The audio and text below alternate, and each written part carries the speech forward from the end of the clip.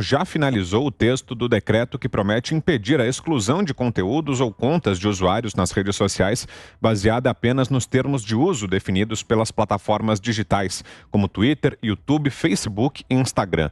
A minuta de decreto foi elaborada pela Secretaria Especial da Cultura, comandada por Mário Luiz Frias e vinculada ao Ministério do Turismo.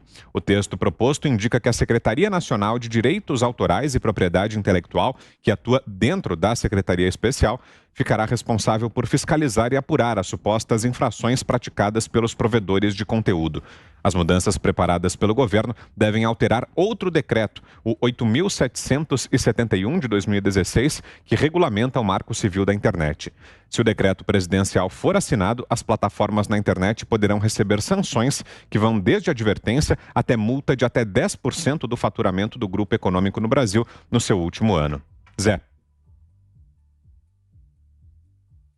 São dois assuntos que estão muito discutidos ultimamente. Para se ter uma ideia, há 2 anos atrás, a palavra pós-verdade foi a palavra do ano. Essa escolha se dá através da palavra mais usada ou a palavra que marcou o ano, né?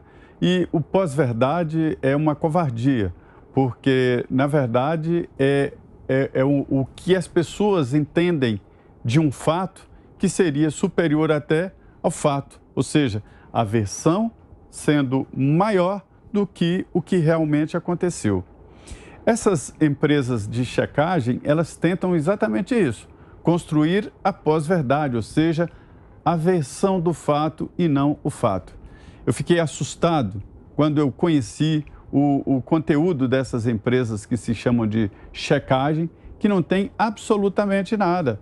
São empresas que acham alguma coisa de alguma coisa e que publicam e que acabam cometendo, evidentemente, injustiças grosseiras. Até porque a fake news atualmente é aquela ideia que você não concorda, a ideia do outro, né? E aí impõe sanção e algumas empresas medrosas acabam se sucumbindo a essas ideias, a esses cancelamentos atuais. Então, é uma definição muito prática. Hoje eu pude ver uma novidade, viu, na CPI. A comunicação mudou e esse tipo novo de comunicação chegou na CPI. Porque antes, quando alguém falava ou algo impreciso ou algo que não era verdadeiro, né, o depoente tinha que ser convocado novamente, depois de muito tempo, para explicar aquilo ou para uma careação. Agora não, é imediatamente, e pega o depoente ainda sentado na cadeira, que é o caso do ex-ministro Eduardo Pazuello, né? Notas, os governadores estão editando notas, as empresas corrigindo e refazendo ideias. Então, essa é a realidade. Mas daí é chamar esse pessoal que não entende nada do que está acontecendo para checar. Quem tem que checar isso é o relator, é o emprego dele. O emprego dele é realmente fazer essa checagem. Quanto à regulamentação dessa lei da internet, do marco da internet, eu acho importantíssimo. Eu já defendo, Vitor, o seguinte: o Código de Defesa do Consumidor garante ao usuário de uma plataforma qualquer desta que o serviço não pode ser interrompido. O código é muito claro. Mesmo que não haja o pagamento, existe uma filiação. E essa desfiliação, ela não pode ser compulsória e não pode ser do lado da empresa. Isso é empresa, isso é para ganhar dinheiro. E são monopolistas. Só existe um Facebook, só existe um Instagram, só existe um Twitter. Eles não podem dispor dessas pessoas, dos usuários, como se fossem peças deles. São consumidores de um serviço, embora não pago diretamente, que há um pagamento, são as empresas que mais faturam no Brasil, mas há um pagamento indireto, elas não podem desfiliar.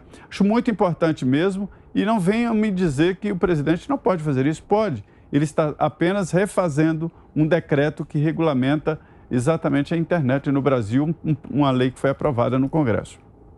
E você, Augusto, o que achou da ideia do decreto? Acho o seguinte, o Bolsonaro, quando era candidato, ele era o terror da liberdade de imprensa, né? Os jornalistas falsamente liberais, não, vai acabar com isso, imagina, ditadura vem aí e tal. É o único no meio dessa politicalha todas aí, que está fazendo o trabalho direito, está garantindo a liberdade de expressão, porque liberdade de expressão é a liberdade de expressão do outro. Quando você defende a sua, só você está sendo autoritário ou totalitário. Isso é ditadura do partido único. Esses democratas de manifesto, né, que é o comunista que não ousa dizer seu nome, é a turma do partidão. Vocês conhecem a turma. Eles odeiam quem discorda. Então estão contra essa lei. Essa lei vai acabar com o abuso das plataformas que ficam censurando porque não resistem a patrulhas de esquerda, censurando os que ousam discordar dos donos da verdade que não sabem coisa nenhuma. No fim da pandemia faremos o balanço aí, muito melhor que esse balanço meia bomba que o Renan vai fazer do primeiro mês da pandemia da cloroquina. Diga, Fiuza.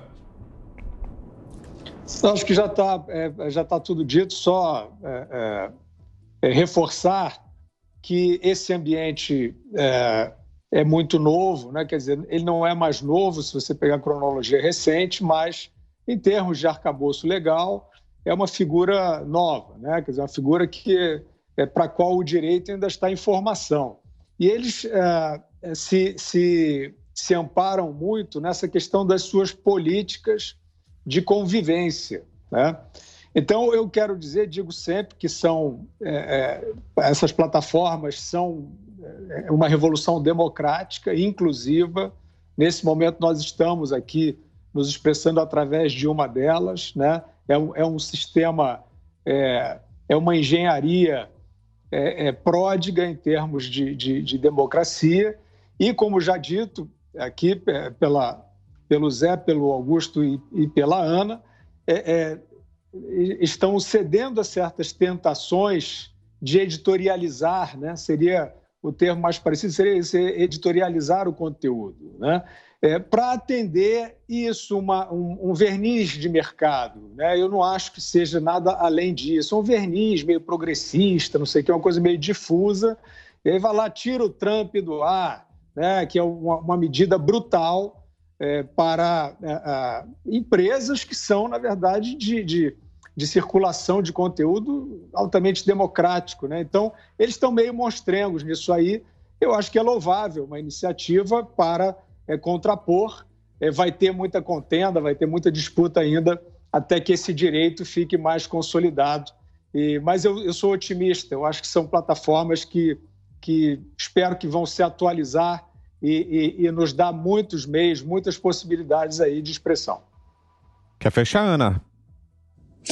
Só fechar com um pequeno comentário, acho que o Zé, o Augusto e o Fiuza já resumiram muito bem sobre esse assunto, mas só fechar a importância da gente entender, né? Às vezes eu trago muito comparações com os Estados Unidos, o que acontece aqui, não que somos países parecidos, temos nossas constituições totalmente diferentes, mas o cenário político anda muito parecido. Não estou falando dos personagens, nem Donald Trump, nem Joe Biden, nem Bolsonaro, nem Lula, mas o cenário político anda muito parecido. Algumas coisas que vêm acontecendo aqui já desde 2015, 2016, a gente vê no mundo de globalização, que é uma coisa boa, mas também de globalismo, que não é uma coisa tão boa, a gente vê que existe uma conexão dos acontecimentos, que eles vão se conectando de uma forma muito peculiar e muito parecida. Então, por isso que é importante a gente estar sempre antenado no que acontece aqui nos Estados Unidos, na Europa, porque existe esse movimento, as redes sociais, como o Fiuza muito bem colocou, elas uniram, elas trouxeram muitas vozes, né? A gente praticamente quebrou o monopólio aí dos donos dos portões da informação, mas isso também acarretou aí o medo exatamente desse monopólio, das empresas e das vozes, das big techs desse monopólio, de que estivéssemos falando demais e agora eles precisam subir nas torres de marfim de novo e fazer com que nós nos calemos. Então, eu nesse ponto não vou tanto aí no ponto do Fiuza, eu não sou otimista, por isso que a gente está vendo aqui nos Estados Unidos um movimento muito brusco e muito intenso de silenciar vozes importantes, não apenas de um presidente ainda em exercício como Donald Trump, mas todos aqueles que colocam a sua voz nas redes sociais, né, perfis no Facebook, no Instagram, eles foram derrubados apenas por colocar a voz de Donald Trump.